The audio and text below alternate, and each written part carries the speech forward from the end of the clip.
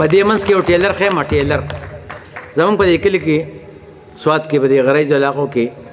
یو کس ځانله ګاډي اغوسته او کسټم چور نوسي ته یې ویې راځه چې د ټولو خلکو ته یې وښیمه د خپل وروڼو ته یې وښیمه پښتانه خو داسې یو که نه کاږه غونته یو چې د خپل وروڼو ته یې وښیم د کلي خلکو ته یې وښیم چې زما هم ګاډی دی چاپېره یې ګرځو را ګرځو نو په دې چړای کې داسې ولاړ دی د په ریوس کې هغه ټول اټومیټک شی دی که نه د زنانو د ګوډو شی دی او یو موټر خو خیر نعمتونه خو ډېر دي د الله پاک خو دا اټومیټک پکې خالص نعمت الله دی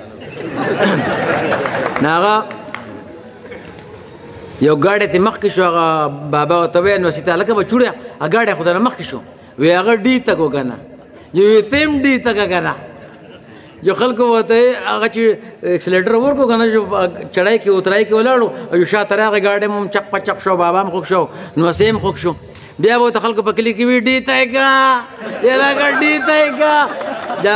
هغه په خپل وروڼو باندې بیا راپورټ وکړو وی دا دې وروڼو د لمسولی دی خلک کلی لمسولی دی چې ډي ته یې کم وی یار چې د میلمه شي پاتې شپې ته که یار چې د میلمه شي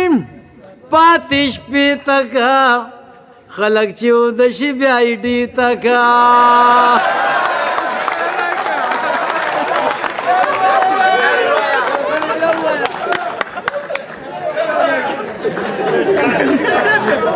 دا خرابه خبره یو ډېره خوښه ده ما ته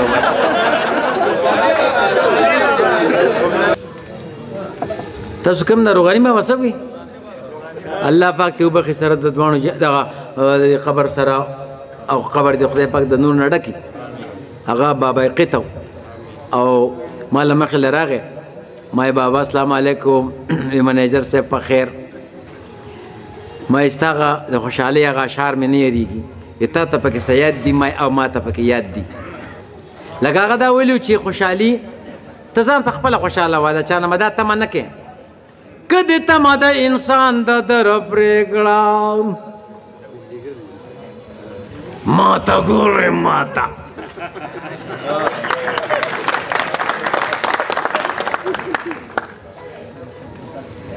بادشاهي دې مبارک شه که ګدای هغه یو خوشحالۍ باره کې ویلي چې خوشحالي ځان له پخپله ورکوه خوشحالي ځان له پخپله ورکوه او که څوک نه درکوي نو خپله ورکوه خوشحالي ځان له پخپله ورکوه که څوک نه درکوي نو خپله ورکوه که محتاج خلک ډېر انصاف وکړه هر محتاج له بې بدله ورکوه او داسې نه چې یو ځل ورکوې بیا قلار شي د خیر کار دی څو ځله ورکوه نوې روغانۍ دی هم د خیر په تمه ناست دی وی کله کله پکې دله ورکوه نو ما بابا ما ته یو دوه اشعار پکې یاد دي وی ووایه ته ما خوشحالي ځان له پخپله څنګه ورکم خوشحالي